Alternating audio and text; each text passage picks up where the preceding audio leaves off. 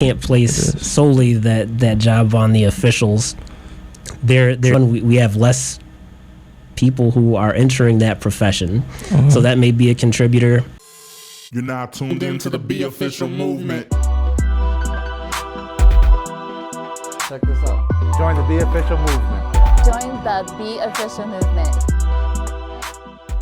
Welcome back, YouTube and WIDR Kalamazoo. I'm here with a special guest named Dr. Adam Wall. How are you doing, Adam? I'm doing very well. Honored to be here. Thanks for having me. No problem, anytime. Thanks for joining the show. My pleasure. I wanted to bring you in and get a wider view on officiating and what it means to you and why it's so important to not only the local community here but for the nation. So, Adam, could you give our fans and viewers some context about, your position here at WMU and a small little background? Happy to.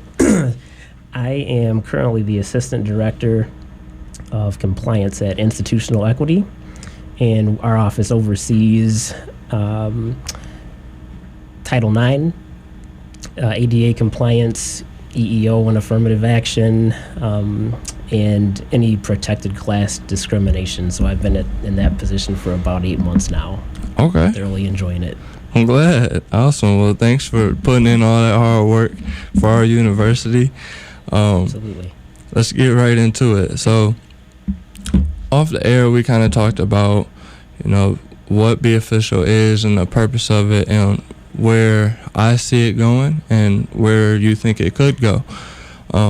For me, starting the startup, I really think that this issue of the shortage of referees is not only happening here in my local community in the state of Michigan, but I do think it's happening across the nation through the research that I've done, through the MHSA, the different state associations, and NASO. I see the numbers decreasing every year within the last decade. And you did a little bit of research on your own before the interview. So, Yes. Did you see the same things or what? No, you're spot on. Absolutely. I would characterize it as alarming. Mm-hmm. All of the data suggests that, especially during the past 10 years, the number of officials, the number of referees, Closer to the mic, you can adjust. continued to decline. There we go. And that's statewide, but it's also across the country. Okay. And so I think you're really tapping into something that is incredibly important and will have some longevity. Mm-hmm. And I think really foundational to hopefully revitalizing a profession that is seeing some very troubling times. So all the things that you just said, not only the numbers of officials, there has to be a pipeline to get people engaged and to stay there, the retention. I agree with you, and I think you said it best, a pipeline and profession as well. A lot of people don't know that officiating is a profession that is pursuable or is on the table. When I talk to either high school kids or college students or even some adults know that it's there, but they're just not really that interested in it. But high school students and college students, they don't even really think about it at all. They don't really know that it exists for them. When they see referees, they think that you have to be older to be a referee. That's not the case.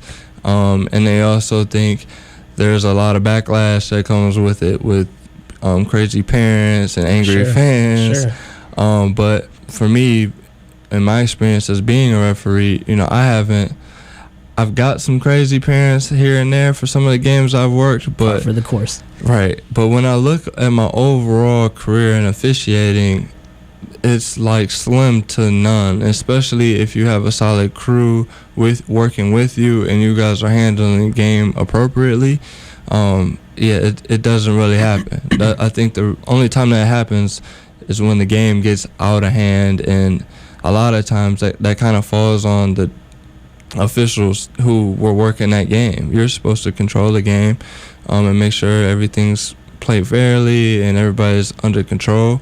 And if you let it get out of hand, those are the types of situations you kind of put yourself into. Well, I think it's complex. We can't place solely that job on the officials.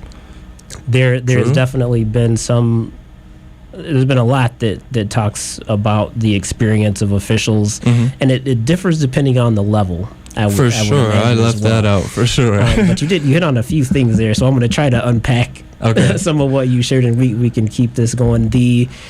One of the things you mentioned was the visibility. People being able to see officials as professionals, seeing officiating as a profession. And I think part of that declining number, we have less people who are entering that profession, so that may be a contributor. I think anytime that a child, a student, anyone can see someone that they can relate to, someone who looks like them, someone that they can relate to, it increases the likelihood that they will take an interest or be engaged or even be curious about what it is that person is doing. Right. And so to your point, I think at every level, and this is why it's so important, having models, having role models, officials as role models, people who can relate to the athletes on the field, the coaches, the parents, all that's important. And when that happens at different levels, I think peer-to-peer is arguably the most powerful of all those.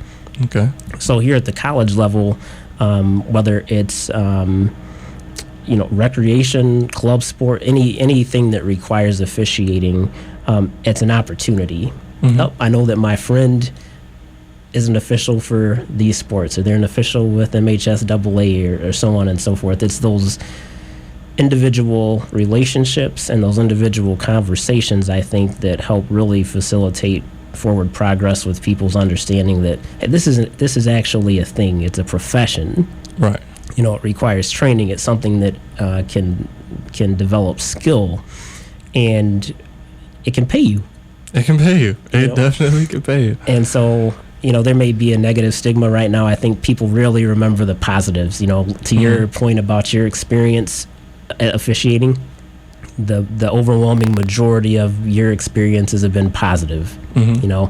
People don't remember that. I think they're going to remember the time where the official was booed by everybody and harassed or heckled, and that is not what happens the overwhelming majority of the time. Correct. I don't want to diminish that as an issue. It definitely is, again, depending on the level at which one is officiating. I think there's more of a likelihood that can happen, but I think that fits into even yet a broader conversation about civility in athletics and sports. You're now tuned into the BeOfficial Movement.